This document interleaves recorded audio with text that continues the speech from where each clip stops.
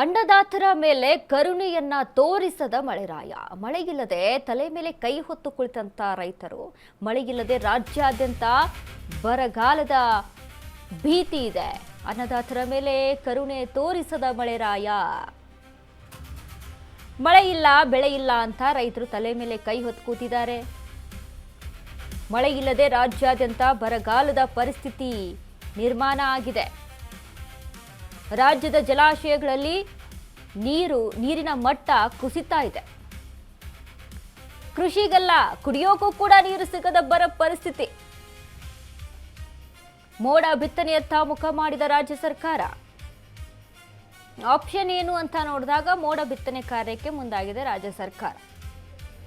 ಮಳೆ ಆಗ್ತಾ ಇಲ್ಲ ರೈತರಿಗೆ, ಕೃಷಿಗೆ ಎಲ್ಲ ಮುಂದಿನ ದಿನಗಳಲ್ಲಿ ಕುಡಿಯೋಕ್ಕೂ ಕೂಡ ನೀರು ಸಿಗಲ್ವೇನೋ ಅನ್ನುವಂಥ ನಿಟ್ಟಿನಲ್ಲಿ ನಡೀತಾ ಇದೆ ಈಗ.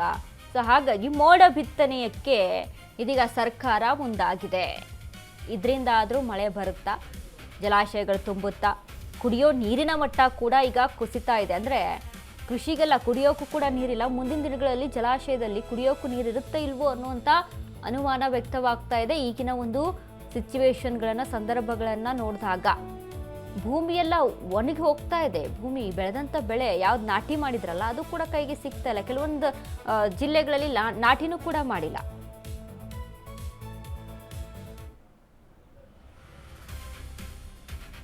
ರಾಜ್ಯದಲ್ಲಿ ಜೂನ್ ಅಂತ್ಯಕ್ಕೆ 42% ಮಳೆಯಾಯಿತು.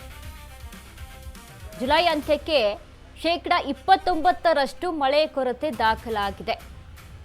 ಮೋಡ ಬಿತ್ತನೆಗೆ ಮನವಿ ಮಾಡಿದಂಥ ಜನಪ್ರತಿನಿಧಿಗಳು ಮೋಡ ಬಿತ್ತನೆ ಆಗಬೇಕು, ನಮ್ಮಲ್ಲಿ ಮಳೆ ಇಲ್ಲ ಅಂತ ಕೊನೆಗೂ ಮೋಡ ಬಿತ್ತನೆ ಮಾಡಲು ಸರ್ಕಾರ ನಿರ್ಧರಿಸಿದೆ. ಮೋಡಗಳನ್ನು ಆಕರ್ಷಿಸಿ ಮಳೆ ಸುರಿಸುವಂಥ ಪ್ರಯತ್ನ ಇದು.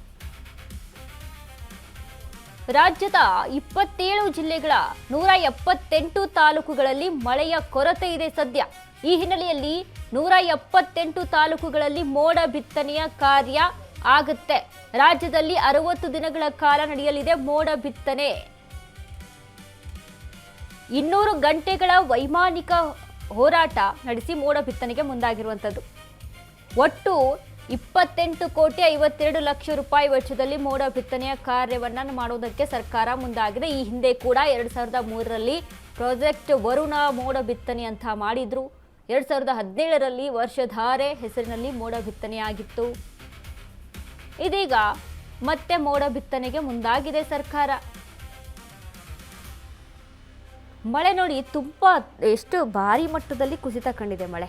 ಹೀಗಾಗಿ ಮೋಡ ಬಿತ್ತನೆ ಮಾಡಿದರೆ ಅಟ್ಲೀಸ್ಟ್ ಮಳೆ ಸುರಿಬಹುದೇನೋ. ಮೋಡ ಬಿತ್ತನೆ ಅಂತ ಅಂದ್ರೆ ಮೋಡಗಳ ಆಕರ್ಷಣೆ ಮಾಡುವಂಥದ್ದು. ಬಟ್ ಅದ್ರ ಜೊತೆಗೆ ಸರಿಯಾಗಿ ಈ ಬಾರಿ ಆದಂಥ ಎಡವಟ್ಟೇನು ಅಂತ ನೋಡಿದಾಗ ನಾವು ಈ ಮಳೆ ವಿಚಾರದಲ್ಲಿ ಬಿರುಗಾಳಿ ಸಹಿತ ಮಳೆ ಅನ್ನುವಂಥದ್ದು ಹವಾಮಾನ ಇಲಾಖೆ ತಿಳಿಸ್ತಾ ಬಂತು. ಬಿರುಗಾಳಿ ಸಹಿತ ಮಳೆ ಅಂತ ಅಂದಾಗ ಗಾಳಿ ಸುರಿಯುವಂಥ ಮಳೆಯನ್ನು ಕೂಡ ಬೇರೆಡೆ ತೆಗೆದುಕೊಂಡು ಹೋಗುತ್ತೆ. ಗಾಳಿ ಜೋರಾಗಿ ಬೀಸಿದಂಥ ಸಂದರ್ಭದಲ್ಲಿ ಮೋಡಗಳು ಡಿವೈಡ್ ಆಗಿ ರಾಜ್ಯಕ್ಕೆ ಸುರಿಬೇಕಾದಂಥ ಪ್ರಮಾಣದಲ್ಲಿ ಮಳೆ ಸುರಿಯೋದಿಲ್ಲ. ಸೊ ಹಾಗಾಗಿ ಮೋಡ ಡಿವೈಡ್ ಆಗಿ ಹೋಗಿ ಬೇರೆ ಕಡೆ ಹೆಚ್ಚಾಗಿ ಮಳೆ ಆಗಿರೋದು ಕೂಡ ಉಂಟು. ನಾವು ನೋಡಿದ್ದೀವಿ ಕೆಲವೊಂದು ಭಾಗದಲ್ಲಿ ಯಾವ ರೀತಿ ಗುಜರಾತ್ ಆಗಿರ್ಬೋದು, ಅಲ್ಲೆಲ್ಲ ಪ್ರವಾಹನೇ.